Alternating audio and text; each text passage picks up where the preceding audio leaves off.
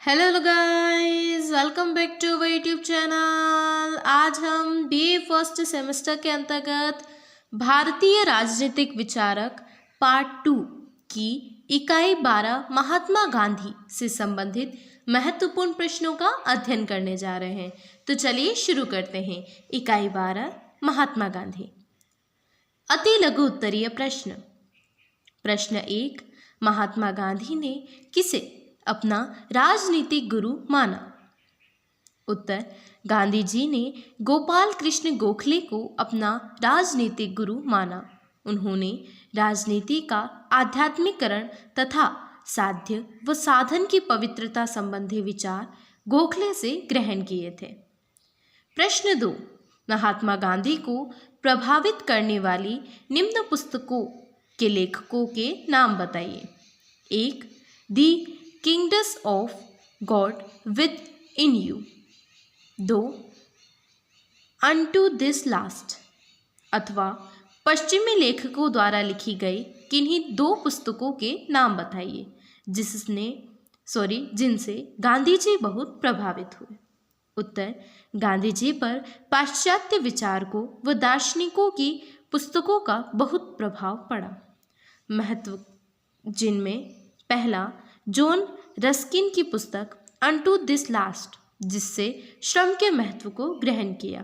2, लियो Tolstoy की पुस्तक the kingdom of God with in you से प्रभावित हुए, जिससे उनमें अहिंसा व मानव प्रेम के विचार उत्पन्न हुए।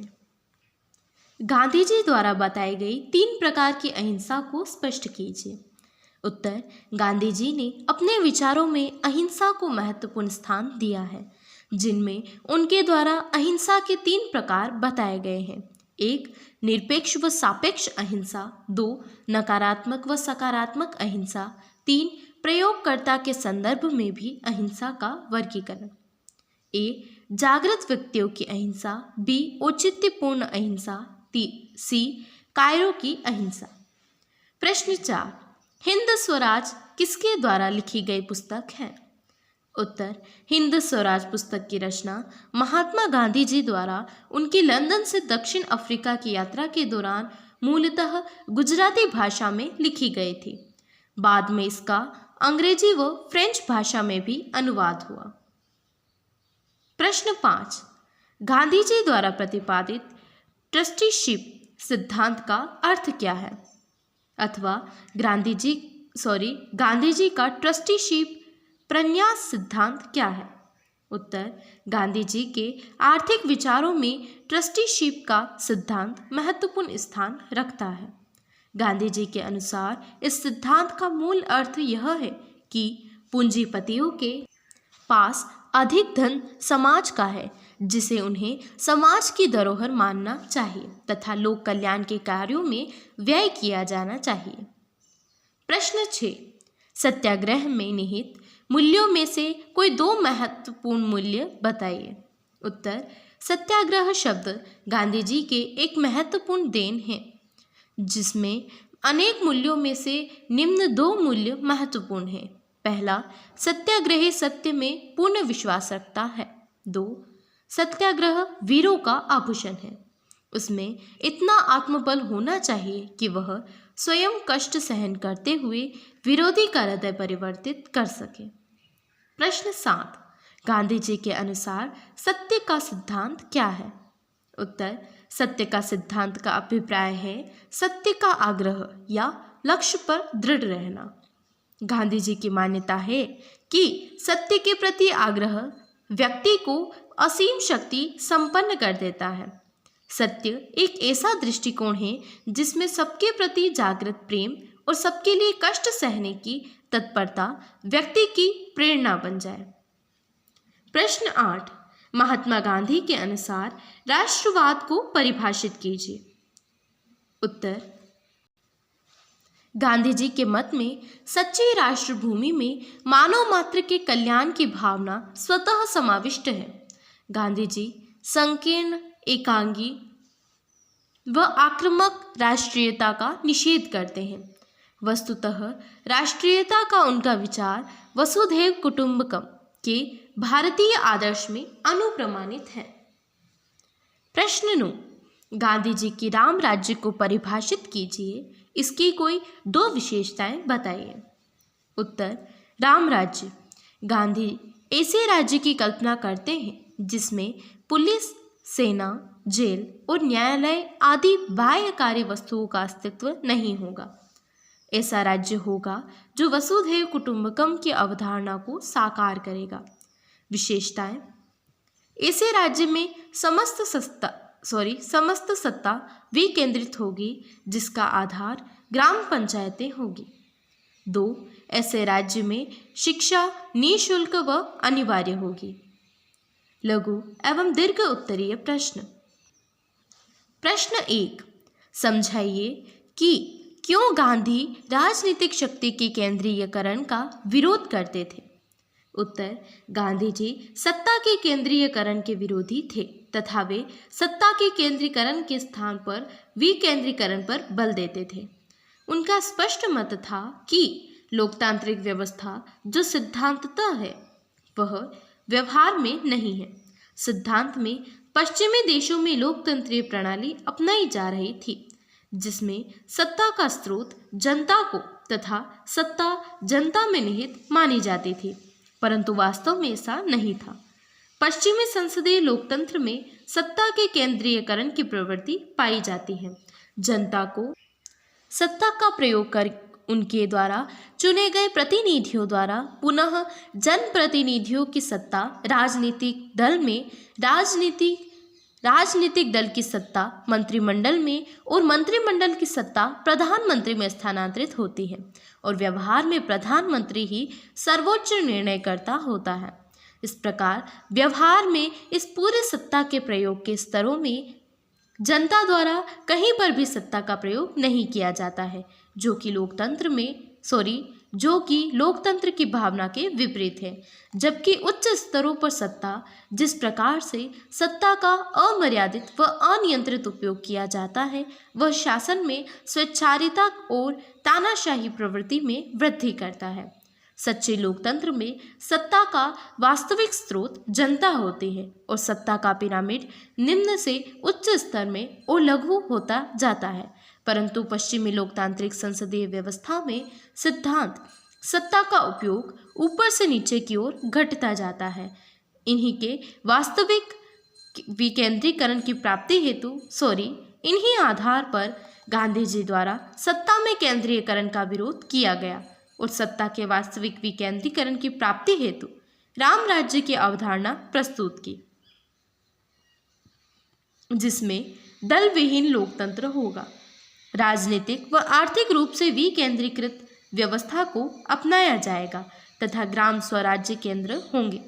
ग्राम पंचायत का चुनाव प्रत्यक्ष रूप से किया जाएगा तथा ग्राम प्रशासन की महत्वपूर्ण इकाई होगी। प्रश्न 2, गांधी पर पड़ने वाले भारतीय प्रभावों का वर्णन कीजिए। उत्तर, पहला, धार्मिक प्रभाव। महात्मा गांधी के जीवन पर हिंदू धर्म विशेष रूप से वैष्णव धर्म का प्रभाव पड़ा।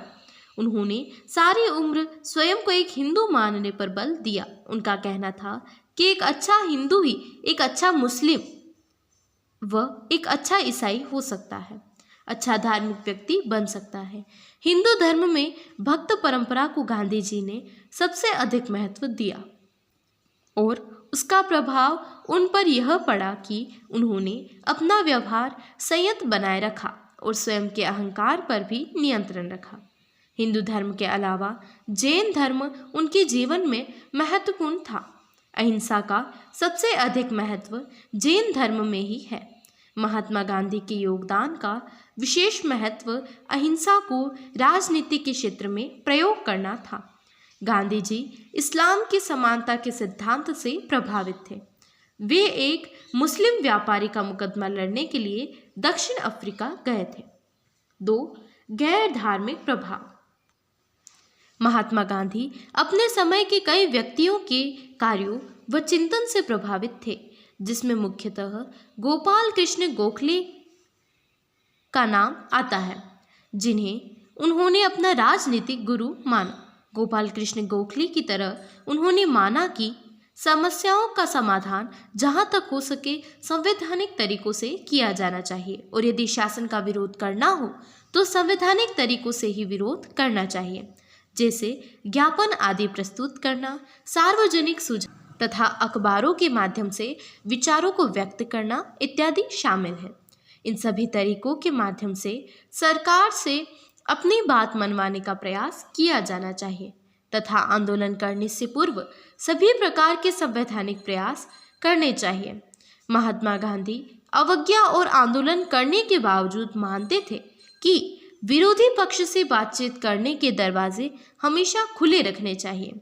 महात्मा गांधी गोपाल कृष्ण गोखले के विचारों से प्रभावित थे, किंतु वे गोपाल कृष्ण गोखले से कुछ कदम आगे थे। उन पर उग्रवादी प्रभाव भी पड़ा।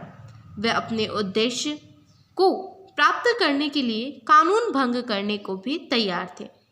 तिलक द्वारा लोकप्रिय बनाए गए स्वदेशी तथा स्वराज के नारों का आत्मसात कर उन्होंने अपने आंदोलन को सार्थक बनाया। उन्होंने माना कि तिलक ने राजनीति को एक जन आंदोलन के रूप में सर्वव्यापकता प्रदान की। इसी कारण तिलक की मृत्यु के पश्चात गांधी जी भारत में जन आंदोलन के प्रति बन गए। प्रश्न 3, ग्राम स्वराज पर गांधी जी के विचारों को स्पष्ट कीजिए। उत्तर, गांधी जी का ग्राम स्वराज। पहला, आदर्श लोकतांत्रिक व्यवस्था को गांधी जी ने ग्राम स्वराज की संज्ञा दी। उन्होंने ग्राम को राजनीतिक व्यवस्था की स्वायत्त व आत्मनिर्भर इकाई बनाने पर बल दिया। 2, ग्राम स्वराज में एक ग्राम अपनी आर्थिक आवश्यकताओं को अपने साधनों से ही पूरा करेगा तथा अपनी सुरक्षा के लिए यथासंभव बाहरी सहायता पर निर्भर नहीं करेगा। 3, प्रत्येक गांव को उसके निवासियों की इच्छा के अनुसार संगठित किया जाएगा। ग्राम जिला प्रशासन के लिए प्रतिनिधियों का चुनाव करेंगे। 4, ग्राम स्वराज में उत्कृष्ट नैतिकता नागरिकों के व्यवहार व विचारों को प्रेरित करेगी।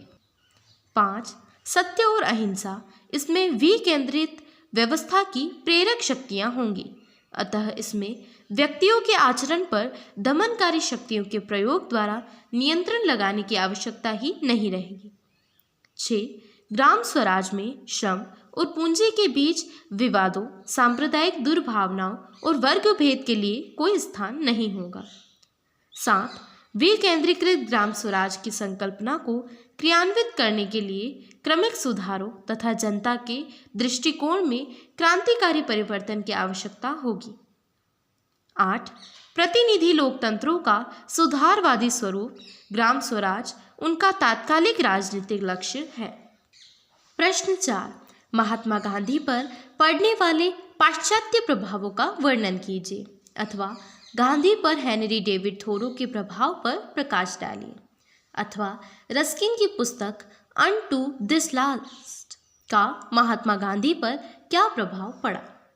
उत्तर, गांधी जी के संपूर्ण दार्शनिक विचारों को प्रभावित करने में कई तत्वों का प्रभाव रहा, जिन्हें हम मुख्यतः 2 भागों पूर्वी प्रभाव, पाश्चात्य प्रभाव में बांट सकते हैं। यहाँ हम मुख्य रूप से पाश्चात्य प्रभावों का अध्ययन करेंगे। गांधी जी के विचारों पर पाश्चात्य प्रभावों में सबसे अधिक बाइबिल के पर्वत प्रवचन का पड़ा। बाइबिल के पर्वत प्रवचन सरमन ऑन द माउंट से गांधी जी ने हिंसा का प्रतिकार हिंसा के स्थान पर अहिंसा से करने के विचार ग्रहण किए। इस संदर्भ में गांधी जी का मानना था कि यदि कोई आपके एक गाल पर चांटा मारता है तो प्रतिकार स्वरूप दूसरा गाल भी सामने कर दो। अपने शत्रु से घृणा के स्थान पर प्रेम करो। पाश्चात्य प्रभावों में दूसरा महत्वपूर्ण स्थान जॉन रस्किन की पुस्तक अनटू दिस लास्ट का रहा। गांधी जी द्वारा 1896 में नेपाल यात्रा के समय मित्र पोलक द्वारा भेंट की गई पुस्तक अनटू दिस लास्ट का अध्ययन किया तथा इससे इतने प्रभावित हुए कि उन्होंने इसका अनुवाद गुजराती भाषा में सर्वोदय के रूप में किया। इस पुस्तक से उन्होंने व्यक्ति का हित सार्वजनिक हित में निहित है को समझा। साथ ही शारीरिक श्रम को महत्व देते हुए स्पष्ट किया कि एक न्यायिक का कार्य तथा एक वकील के कार्य के समान महत्व किया कि जीवन का वास्तविक आनंद शारीरिक श्रम में निहित है। इस मायने में किसी श्रमिक व कारीगर का जीवन ही वास्तविक जीवन है। अनटू दिस लास्ट से ही उन्होंने बुद्धि की अपेक्षा चरित्र पर अधिक बल दिया तथा आत्मिक बल को सर्वोच्च स्थान दिया। गांधी जी पर अन्य पाश्चात्य अमेरिकी विचारक हेनरी डेविड थोरो का भी महत्वपूर्ण प्रभाव पड़ा। उन्होंने थोरो की पुस्तक ड्यूटी ऑफ सिविल डिसओबीडियंस से यह विचार अपनाए कि जब कोई व्यक्ति या संस्था सार्वजनिक हित के प्रतिकूल आचरण करे तो उसका असहयोग करना ही कर्तव्य है।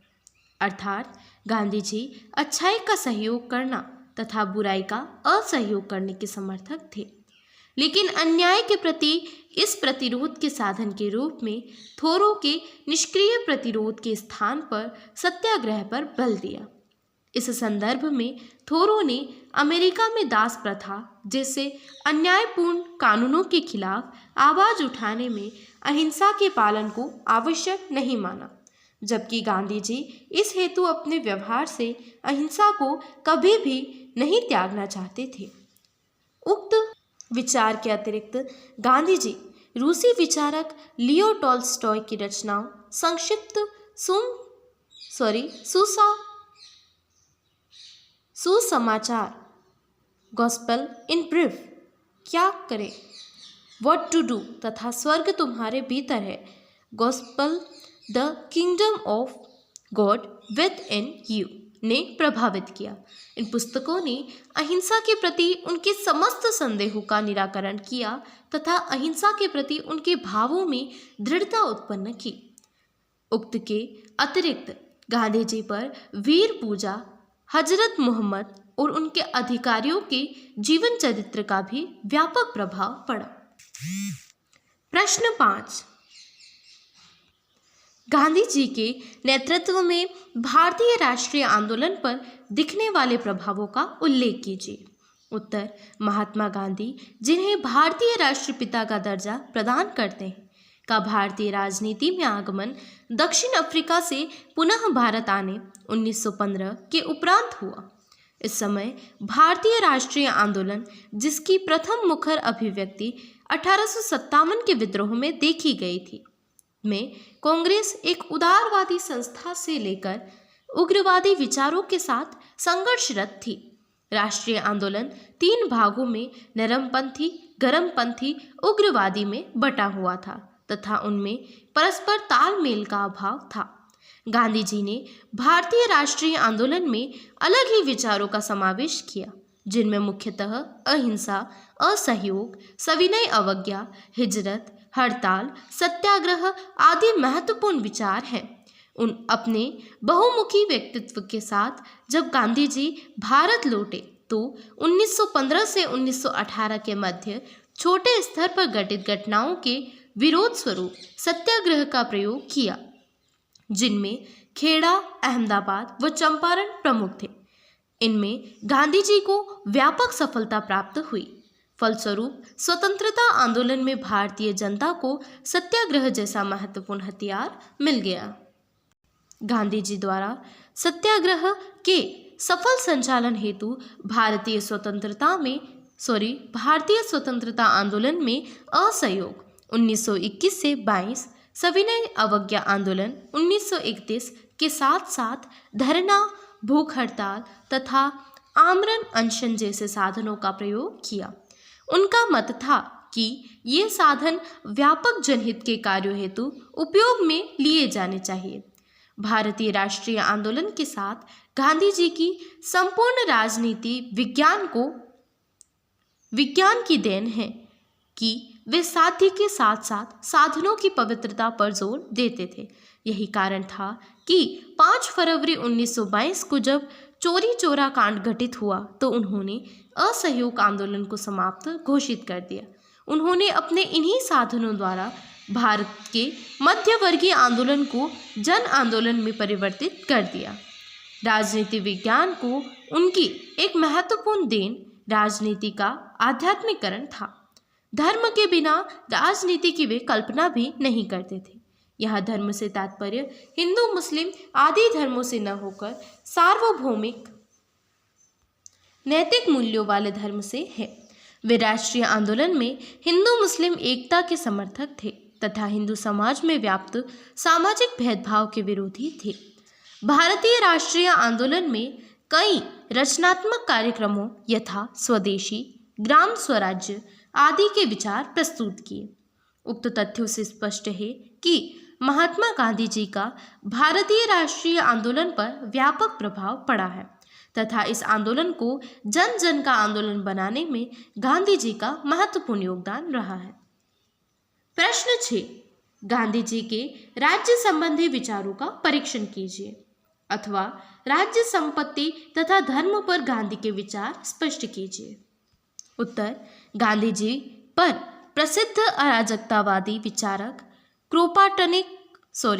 क्रोपाटकिन तथा टोल्स्टॉय का प्रभाव होने के कारण राज्य के प्रति उनके विचार भी अराजकतावादी ही हैं। वे राज्य की प्रकृति पर सैद्धांतिक व व्यवहारिक दोनों ही दृष्टियों से विचार करते हैं।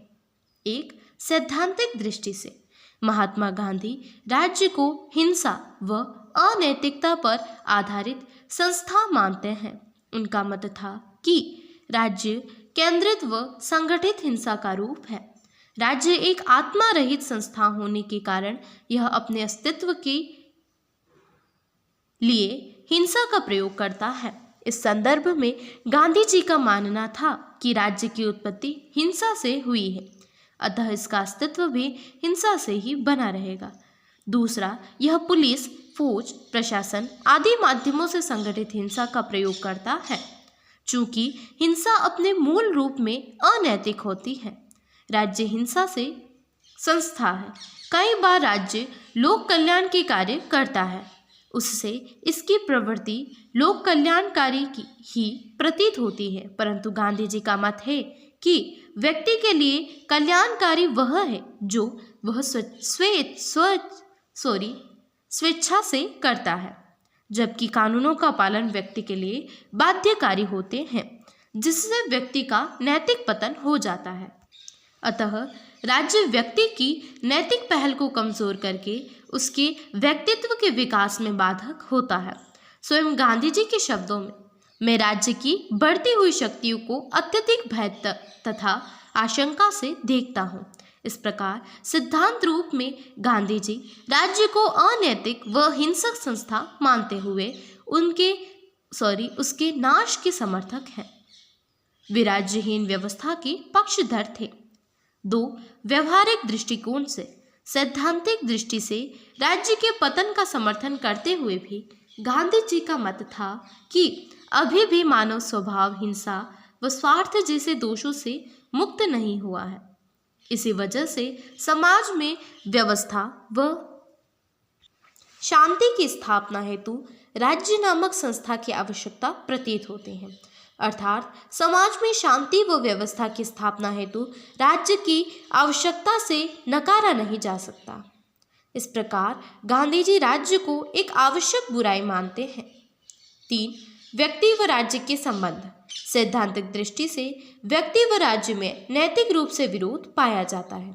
व्यक्ति के पूर्ण विकास के लिए वे राज्य को समाप्त कर देना चाहते हैं और राज्य विहीन समाज में ही व्यक्तित्व के पूर्ण विकास को संभव मानते हैं। लेकिन व्यवहारिक दृष्टिकोण से यह उचित नहीं है कि राज्य का अंत कर दिया जाए। अतः गांधी जी व्यक्ति के जीवन में राज्य के न्यूनतम हस्तक्षेप चाहते हैं तथा राज्य की शक्ति व प्रभाव को सीमित किए जाने पर बल दिया है। वे व्यक्ति को साध्य तथा राज्य को साधन के रूप में मानते हैं और इसी आधार पर राज्य की प्रभुसत्ता को सीमित करने की आवश्यकताओं पर बल देते हैं। 4, राज्य का सर्वोत्तम साध्य। गांधी जी पूंजीवादी विचारकों के इस मत से असहमति जताते थे कि राज्य का एक प्रमुख साध्य निजी संपत्ति के अनियंत्रित अधिकार की रक्षा करना है। वे मार्क्सवादी विचारों के इस मत की राज्य सर्वहारा वर्गों के हितों का रक्षक है से असहमत थे। वे बैंथम के उपयोगितावाद की राज्य अधिकतम व्यक्तियों के अधिकतम हितों का रक्षक है से विरोध प्रकट करते हैं। उनके मतानुसार राज्य का साध्य सभी व्यक्तियों की उन्नति के प्रयत्न करना अर्थात सर्वोदय है और सर्वोदय अहिंसात्मक राम राज्य में ही संभव था। इस प्रकार वे राम राज्य की स्थापना के समर्थक थे, साथ ही राज्य के न्यूनतम कार्य क्षेत्र में भी समर्थक थे। वे कहते थे कि मैं इस आदर्श वाक्य को स्वीकार करता हूँ कि वह सरकार सर्वोत्तम है जो कम से कम शासन करती है। इस प्रकार स्पष्ट है कि गांधी जी राज्य को एक आवश्यक बुराई स्वीकार करते हुए इसकी सीमित प्रभुसत्ता के विचार प्रस्तुत करते हैं। प्रश्न 7, शुक्र के मंत्रिपरिषद के संगठन की रचना को समझाइए। उत्तर, नीतिसार के अनुसार आचार्य शुक्र ने मंत्रिपरिषद के सदस्यों के लिए प्रकृति शब्द का प्रयोग किया है। प्रधान विभाग, आचार्य शुक्र ने प्रधान विभाग में सदस्यों की संख्या 10 बताई है तथा राज्य आचार्यों ने इनकी संख्या 8 बताई है। आचार्य शुक्र ने कार्य संलग्नता में इन सदस्यों के लिए 10 सहायक सदस्यों की व्यवस्था का उल्लेख किया है जिन्हें उपमंत्री कहा गया। अन्य विभाग और मंत्री, आचार्य शुक्र ने अपने ग्रंथ नीतिसार में सदस्यों के पद, विभाग व वरीयता क्रम को निम्न प्रकार से विभाजित किया है। पुरोधा, पुरोहित, प्रतिनिधि, प्रधान, सचिव, मंत्री, प्राण विभाग, पंडित, सुमंत्र, अमात्य, दूत। वेतन, आचार्य शुक्र के वेतन सिद्धांत के अनुसार पुरोधा से आरंभ करके पूर्व पद का वेतन आगामी पद से 1/10 ज्यादा होना चाहिए। अतः सिद्ध है कि आचार्य शुक्र ने वेतन के बारे में पद एवं विभागों के वरीयता क्रम को महत्व प्रदान किया है। सेवाकाल और स्थानांतरण, नीतिसार के अनुसार मंत्रालय में को एक व्यक्ति को स्थायी रूप से नियुक्त नहीं करना चाहिए। मंत्री की योग्यता की निरंतर जांच, कार्यकुशलता के स्थानांतरण अथवा पद परिवर्तन होना चाहिए। यदि किसी विभाग का प्रधान अधिकारी अयोग्य सिद्ध हो तो उसके स्थान पर उसके किसी योग्य सहायक को नियुक्त किया जाना चाहिए। इससे शासन प्रशासन स्थायित्व आता है और व्यवस्थापन सुदृढ़ होता है। प्रश्न 8, राजनीतिक चिंतन के क्षेत्र में गांधी जी के योगदान की विवेचना कीजिए। उत्तर, गांधी जी के राजनीतिक विचारों को निम्न बिंदुओं के माध्यम से समझा जा सकता है। 1, धर्म व राजनीति में संबंध। गांधी जी राजनीतिक विज्ञान में उन सभी विचार को जो धर्म व राजनीति को अलग अलग रखने में ही मानव कल्याण उद्देश्य की पूर्ति संभव मानते थे से अलग विचार रखते हैं। उनका मत था कि बिना धर्म के राजनीति का कोई अस्तित्व नहीं है। यहाँ यह उल्लेखनीय है कि धर्म से गांधी जी का तात्पर्य उन सार्वभौमिक नैतिक मूल्यों से है जिन्हें राजनीति से पृथक कर दिया जाए तो राजनीति मात्र सत्ता संघर्ष बन जाएगी। गांधी जी का मत था कि धर्म की नैतिक शक्ति के साथ राजनीति का मेल होने पर ही राजनीति का संचालन नैतिक मूल्यों के आधार पर किया जा सकता है। सबसे देने पर जोर दिया तथा इन पवित्र साधनों द्वारा लोक कल्याण जैसे पवित्र साध्य की पूर्ति संभव है।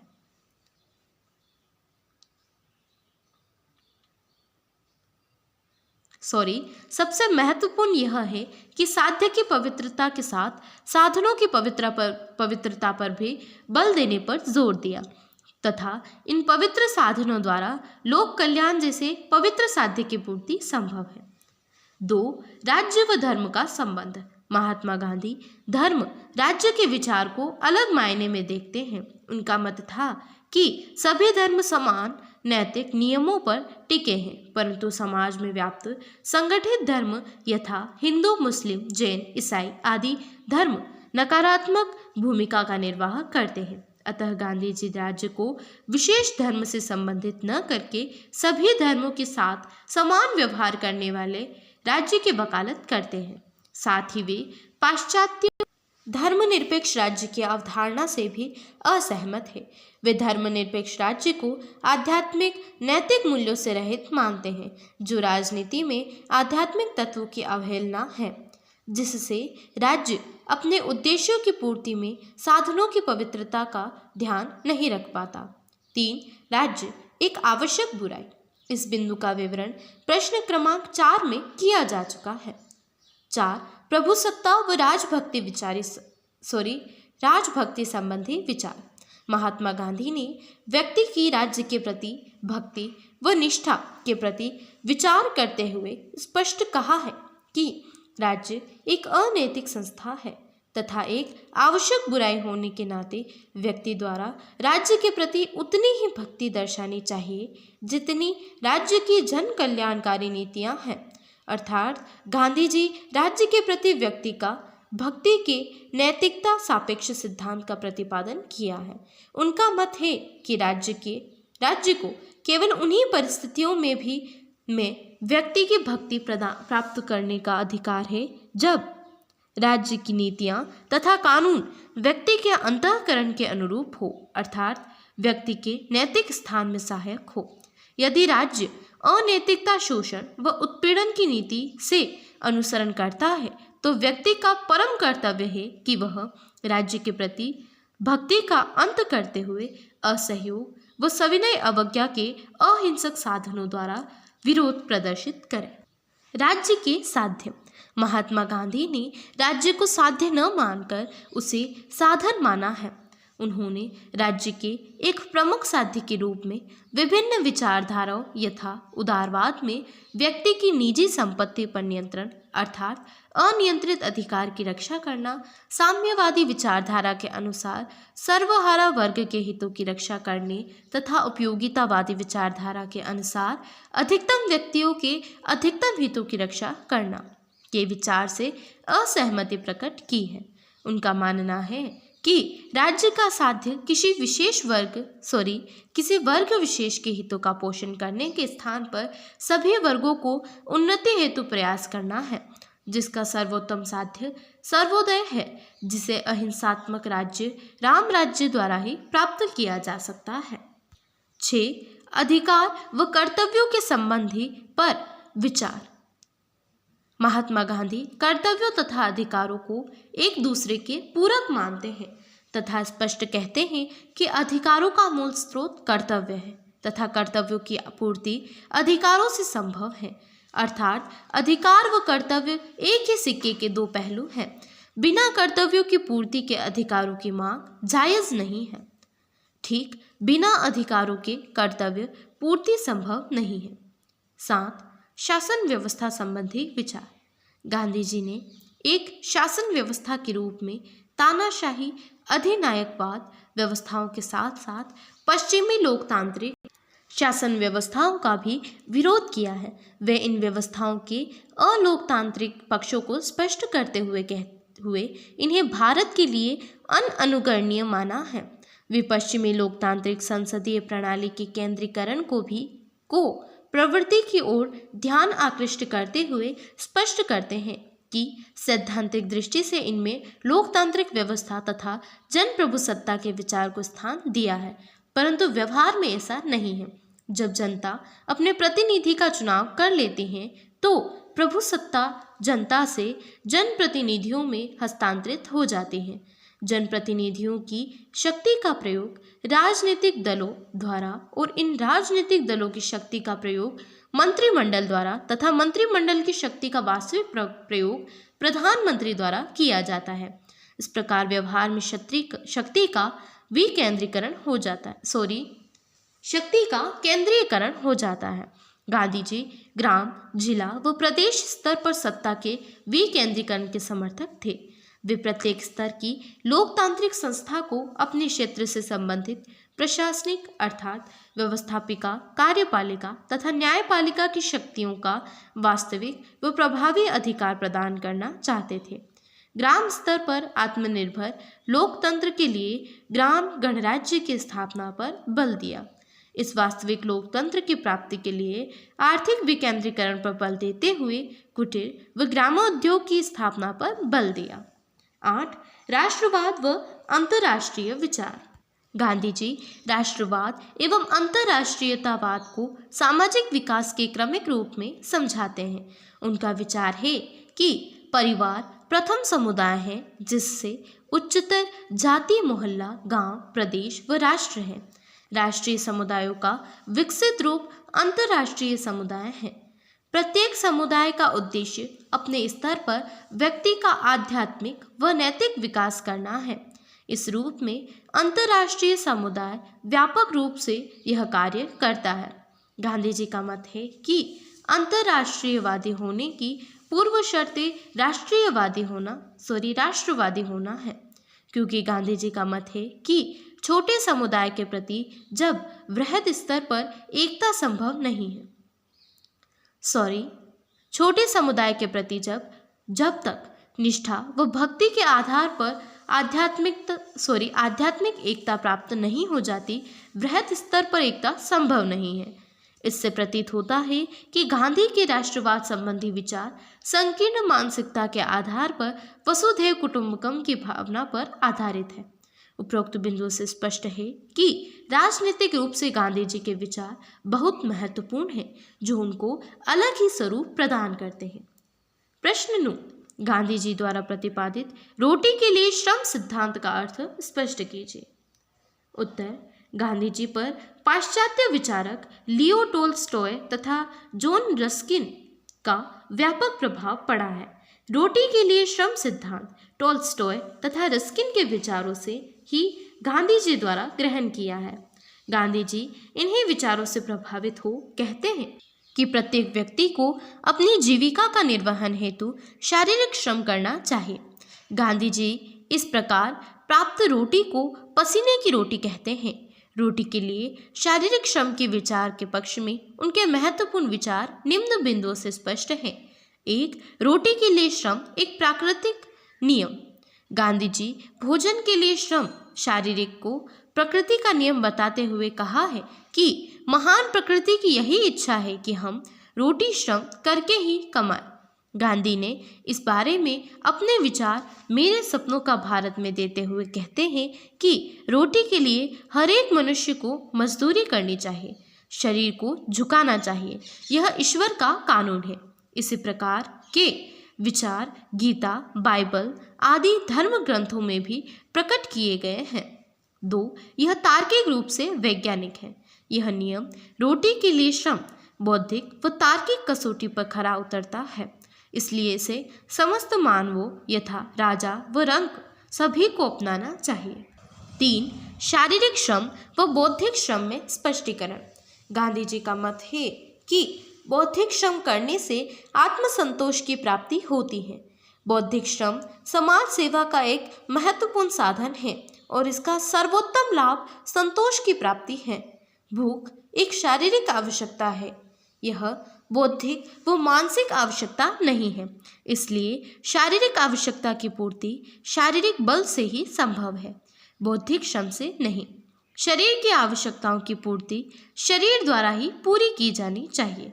मानसिक व बौद्धिक श्रम आत्मसंतुष्टि के लिए है। इस प्रकार गांधी जी का मत है कि डॉक्टर, वकील, शिक्षक और ऐसे ही अन्य बौद्धिक लोगों द्वारा समाज के लिए कार्य किया जाएगा, न कि अपनी भूख मिटाने के लिए। 4. रोटी के लिए शारीरिक श्रम के लिए अनेक पहलू। इस सिद्धांत को गांधी जी व्यक्ति, समाज, यहाँ तक कि संपूर्ण मानव जाति के लिए महत्वपूर्ण मानते हैं। उनका मत है कि रोटी के लिए शारीरिक श्रम की अनिवार्यता से लोगों में श्रम के प्रति सम्मान का भाव उत्पन्न होगा, काम के प्रति भेदभाव समाप्त होगा व इससे सभी कामों को समान माना जाएगा। शारीरिक श्रम से व्यक्ति शारीरिक सबल होंगे, उनकी बीमारियां घटेगी तथा स्वास्थ्य व आयु में वृद्धि होगी। शारीरिक श्रम से खेतों में उपज में वृद्धि होगी, देश में अन्न की समस्या समाप्त होगी तथा जनसंख्या वृद्धि पर आपत्ति नहीं की जाएगी। सभी की जीवन पद्धति समान होगी, इससे समाज में समानता उत्पन्न होगी, सादा जीवन अपनाया जाएगा, बेरोजगारी, आलस्य तथा दरिद्रता का अंत होगा, लोगों की आवश्यकता सीमित होगी, फलस्वरूप आर्थिक असमानता व न्याय में कमी आएगी। सभी व्यवस्थाओं को समान भावों से देखा जाएगा। इससे समाज में व्याप्त असमानता दूर होगी तथा सामाजिक सहयोग में वृद्धि होगी। रोटी के लिए शारीरिक श्रम का सिद्धांत पंचवृत्तों के पालन में सहायक होगा, जो कि सर्वोच्च साध्य को प्राप्ति में सहायक होगा। 5. भारतीयों के लिए अनुकरणीय।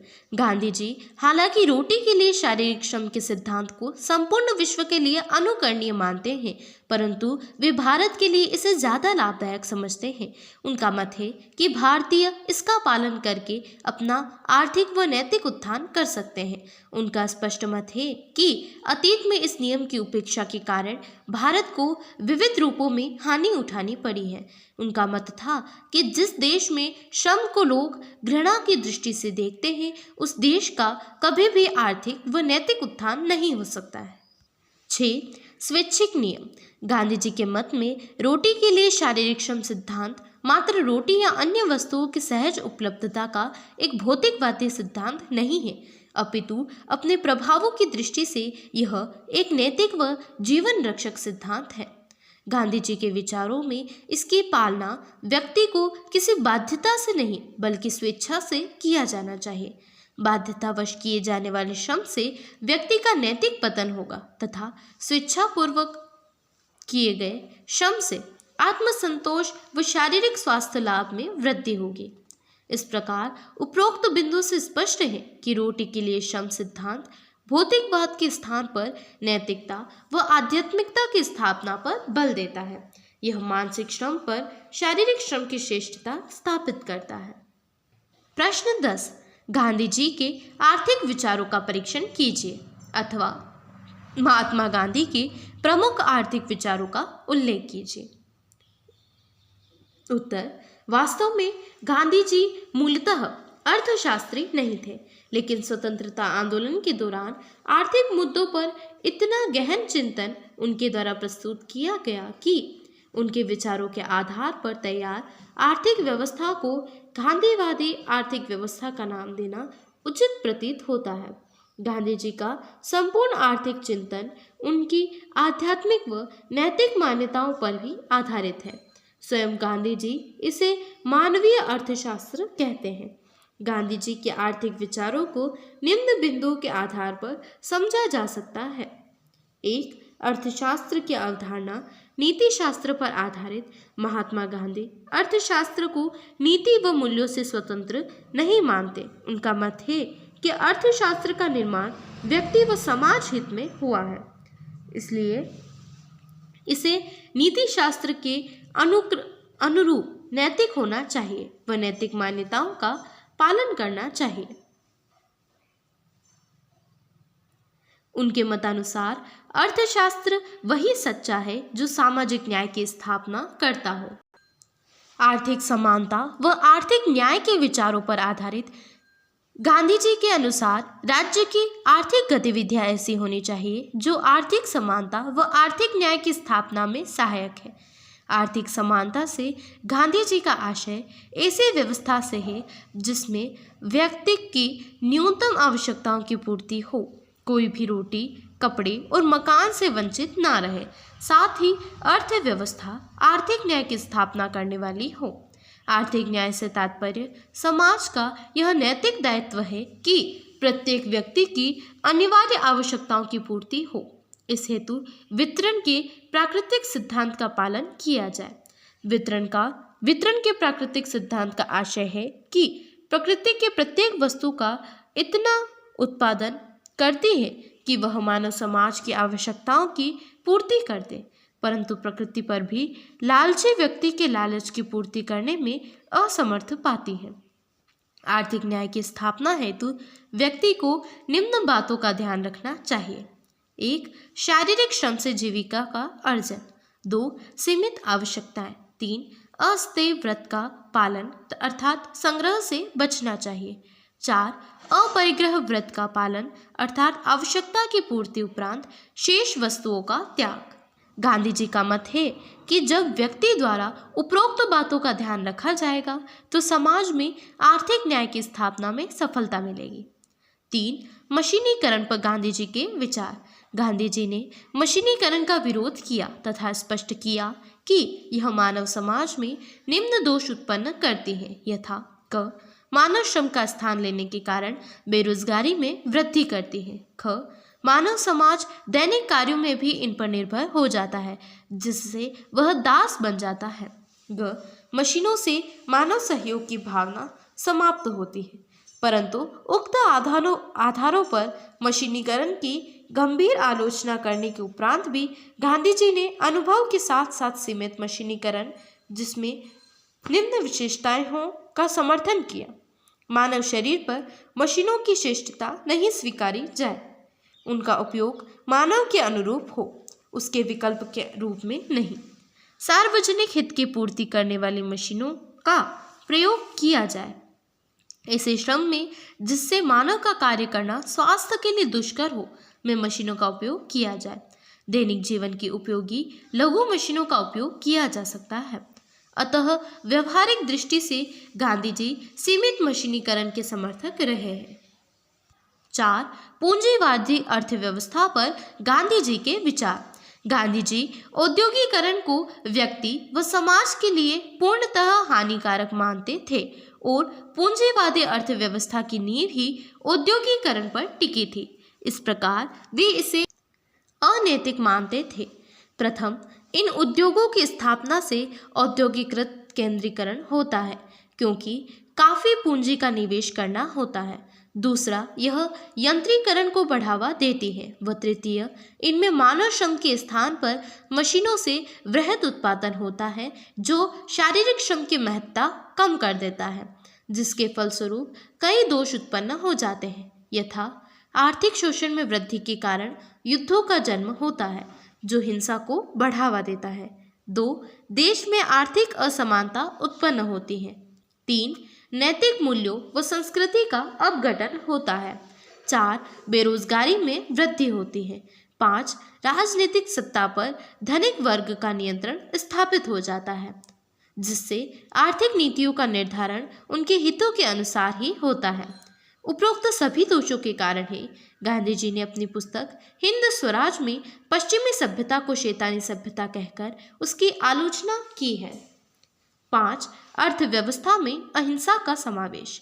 अहिंसक अर्थव्यवस्था से गांधी जी का तात्पर्य ऐसी अर्थव्यवस्था से है जिसका संचालन नैतिक व आध्यात्मिक मूल्यों के आधार पर किया जाता है, न कि संघर्ष व प्रतियोगिता के आधार पर। वे कुटीर व लघु उद्योगों के प्रोत्साहन के समर्थक थे तथा इसे ही ग्राम स्वराज्य व आर्थिक निर्भरता का आधार मानते हैं। अतः वे गांवों की आत्मनिर्भरता पर बल देते हैं। 6. स्वदेशी तथा समावेशी अर्थव्यवस्था पर बल। गांधी जी देश की आत्मनिर्भरता हेतु स्वदेशी की अवधारणा पर बल देते थे। वे स्वदेशी की उस धारणा के समर्थक थे जो ग्राम स्तर पर उत्पादन हेतु ग्रामीण संसाधनों के उपरांत स्थानीय, प्रादेशिक, राष्ट्रीय व अंतर्राष्ट्रीय स्तर पर सहयोग पर बल देते थे। इसके साथ साथ महात्मा गांधी ऐसे अर्थव्यवस्था पर बल देते हैं जो पर्यावरण के प्रति हानिकारक न हो। ऐसी अर्थव्यवस्था प्रकृति के सतत पोषणीय विकास को पुष्ट करती है। इस संदर्भ में गांधी जी के उक्त कथन प्रकृति के पास भेंट करने के लिए बहुत कुछ है, पेटी भरने के लिए नहीं, स्पष्ट है कि गांधी आर्थिक विकास हेतु संसाधनों का अनुकूलतम उपयोग करने पर बल देते थे। 7. रोटी के लिए शारीरिक श्रम का सिद्धांत। इस बिंदु का वर्णन प्रश्न क्रमांक 6 के उत्तर में किया जा चुका है। 8. ट्रस्टीशिप का सिद्धांत। गांधी जी के आर्थिक विचारों में न्यासिता के सिद्धांत का महत्वपूर्ण स्थान है।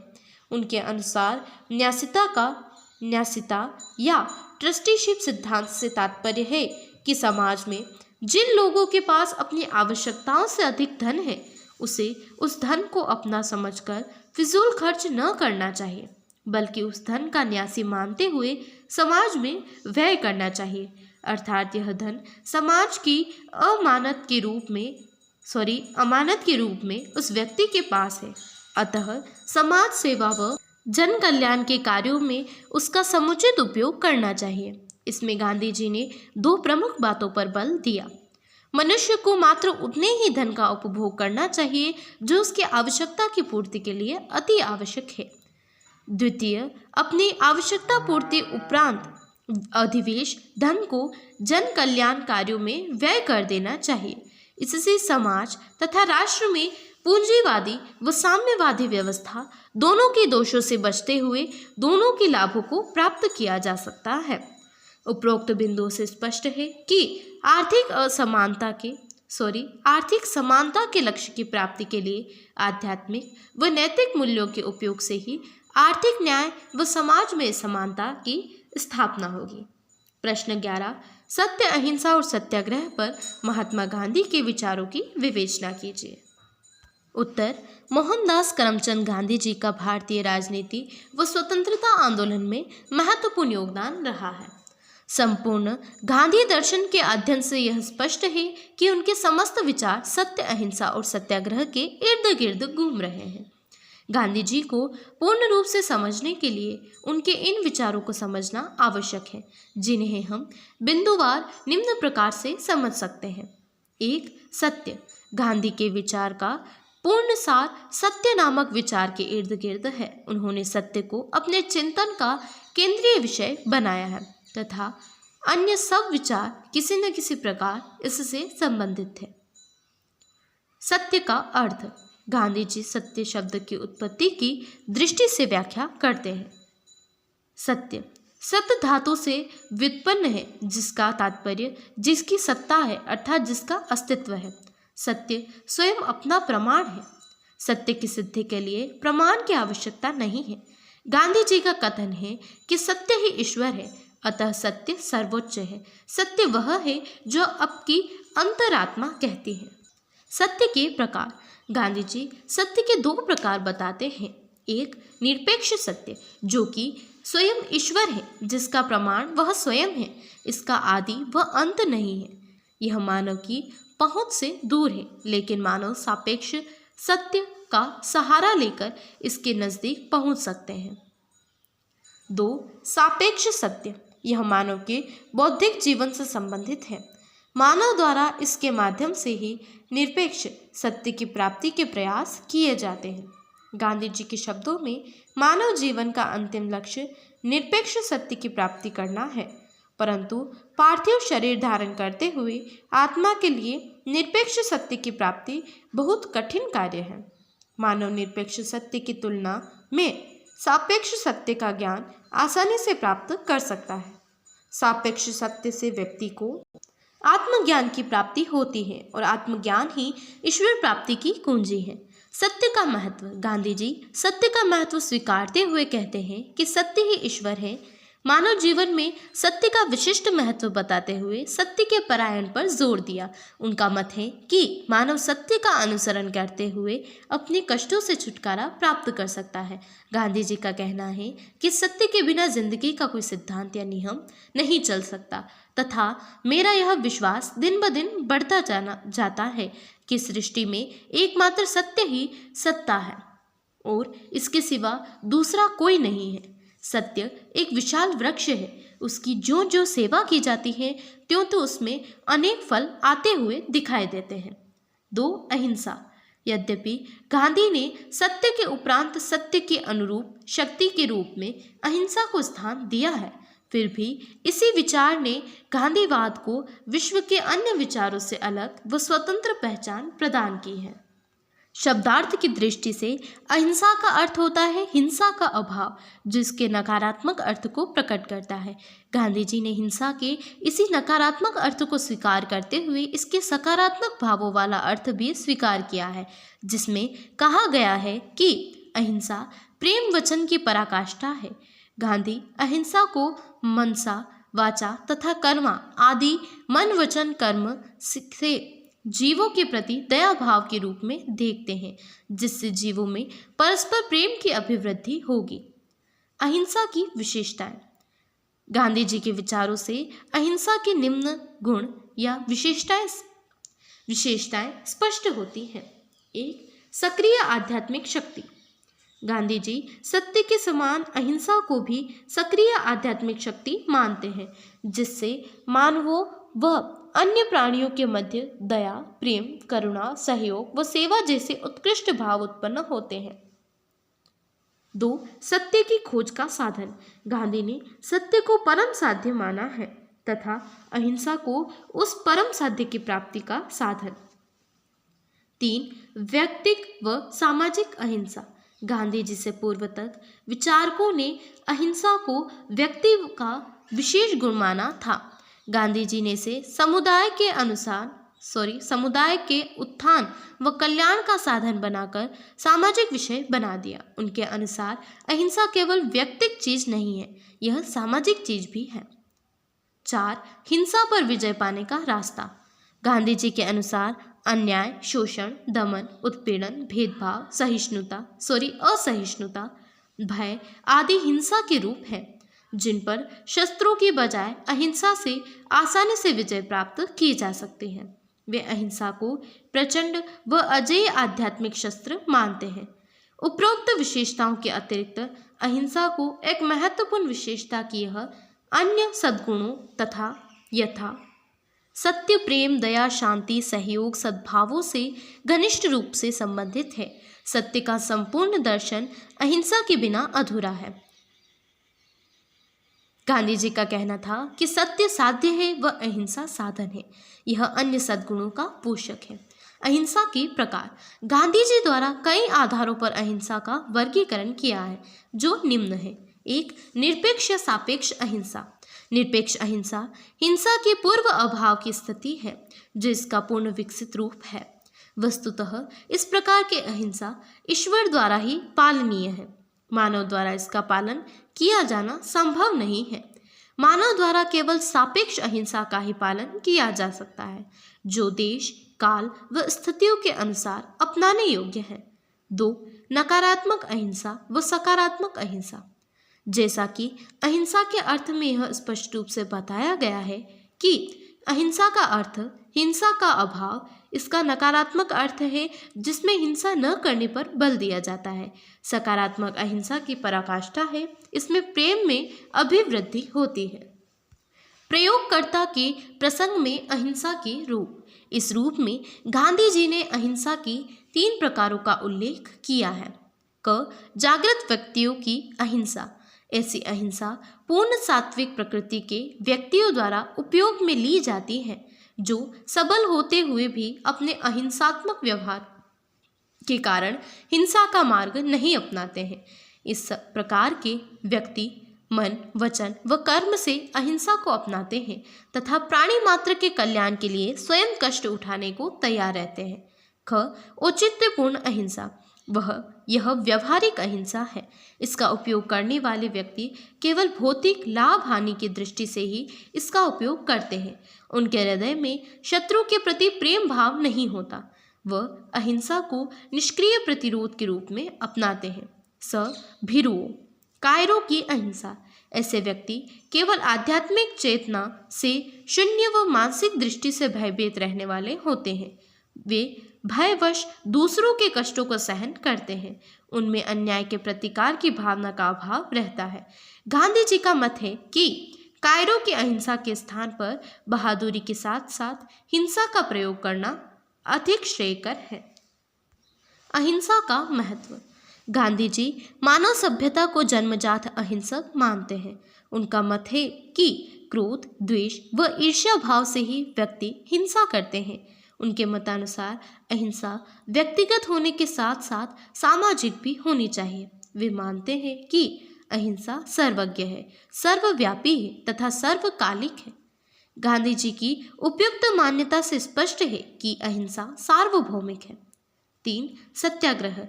गांधी जी ने अपने राजनीतिक दर्शन में सत्य को सर्वोच्च स्थान दिया है। इस हेतु सत्य के साक्षात्कार हेतु साधनों में सत्याग्रह भी एक साधन है। शाब्दिक अर्थ की दृष्टि से सत्याग्रह 2 शब्दों सत्य प्लस आग्रह से मिलकर बना है, जिसके संयुक्तार्थ है सत्य के लिए आग्रह करना। गांधी जी के विचार दर्शन से एक सत्याग्रह की निम्न विशेषताएं दृष्टिगोचर है। या यूँ कहें कि सत्याग्रह में निम्न गुण हैं। 1. सत्याग्रह में बल प्रयोग का कोई स्थान नहीं है, अपितु हिंसा का त्याग करते हुए अहिंसा के उपयोग द्वारा जो सत्य है उसके प्रति अड़िग रहना चाहिए। 2. सत्याग्रह में सत्याग्रही विरोधी को पीड़ा देने के स्थान पर जन कल्याण के लिए स्वयं पीड़ा सहन करने को तत्पर रहता है। यह वास्तव में राज्य के लिए तपस्या है। उपरोक्त बिंदुओं से स्पष्ट है कि सत्याग्रह शारीरिक बल के स्थान पर आत्मबल है, लेकिन यहाँ यह ध्यातव्य है कि सत्याग्रह निष्क्रिय नहीं है। दोनों में मूलभूत अंतर है। जहाँ सत्याग्रह बहादुरों का आध्यात्मिक बल है, वहीं निष्क्रिय प्रतिरोध कायरों द्वारा अपनाई जाने वाली नीति है। जहाँ सत्याग्रह में सत्याग्रह शत्रु के भौतिक बल से भयभीत होने के स्थान पर अपने आत्मिक बल के आधार पर सत्य की रक्षार्थ अपना बलिदान देने को तैयार रहता है, वही निष्क्रिय प्रतिरोध में इसका अनुयायी शत्रु के बलाबल से भयभीत होकर उसके समक्ष स्वयं को मजबूर मानकर निशस्त्र विरोध की नीति के पालन की ओर प्रदत्त होता है। सत्याग्रह के गुण।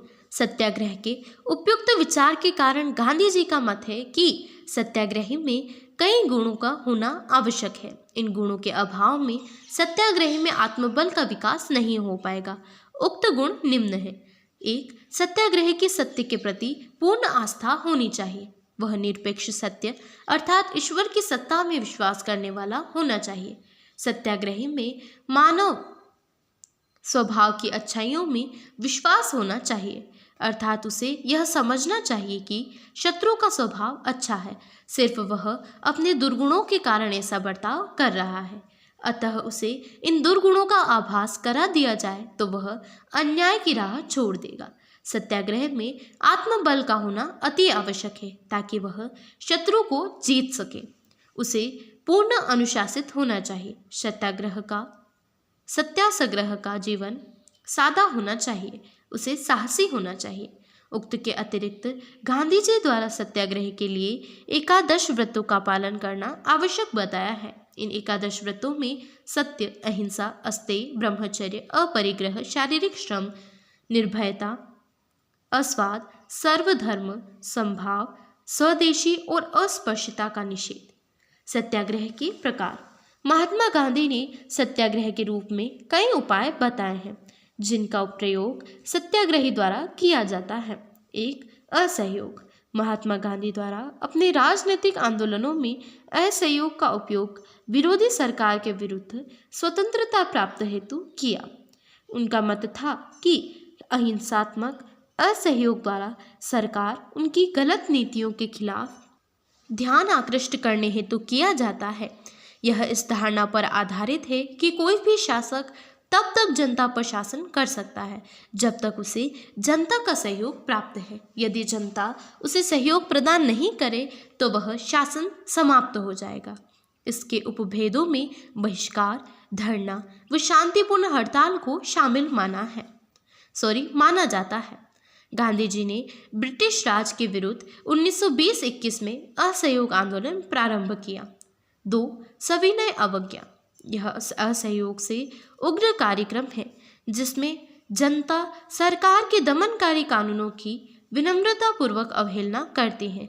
यह इस धारणा पर आधारित है कि जनता को उन कानूनों का ही पालन करना चाहिए जो नैतिक हो और शाश्वत नियमों के अनुरूप हो। महात्मा गांधी द्वारा दमनकारी नमक कानून के विरुद्ध सन 1931 में सविनय अवज्ञा आंदोलन प्रारंभ किया था। 3. हिजरत। इसका तात्पर्य है स्वेच्छा से पलायन, अर्थात गांधी जी के अनुसार यदि अपने निवास स्थान पर आत्मसम्मान पूर्वक जीवन जीना संभव नहीं हो तथा वे लोग ना तो नैतिक बल रखते हों व ना ही हिंसात्मक विरोध की शक्ति रखते हों तो उन्हें ऐसे स्थान से पलायन कर जाना चाहिए। 4. उपवास। गांधी जी के मतानुसार उपवास सत्याग्रह का सबसे प्रभावशाली अस्त्र है जिसकी सफलता पर सवाल नहीं उठाया जा सकता है। उपवास विरोधी की आत्मा को भी द्रवित कर देता है।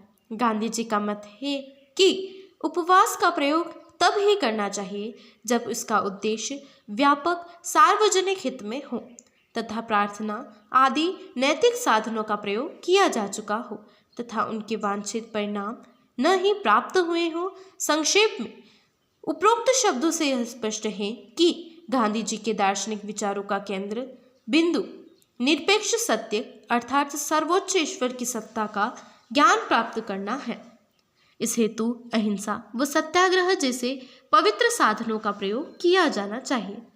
अहिंसा के सिद्धांत ने ही गांधी जी के दर्शन को अन्य दर्शनों से अलग बनाया तथा सत्याग्रह ने जनता को सरकार के विरुद्ध ऐसा शस्त्र उपलब्ध कराया जो स्वतंत्रता आंदोलन को जन आंदोलन में परिवर्तित करने में कारगर सिद्ध हुआ।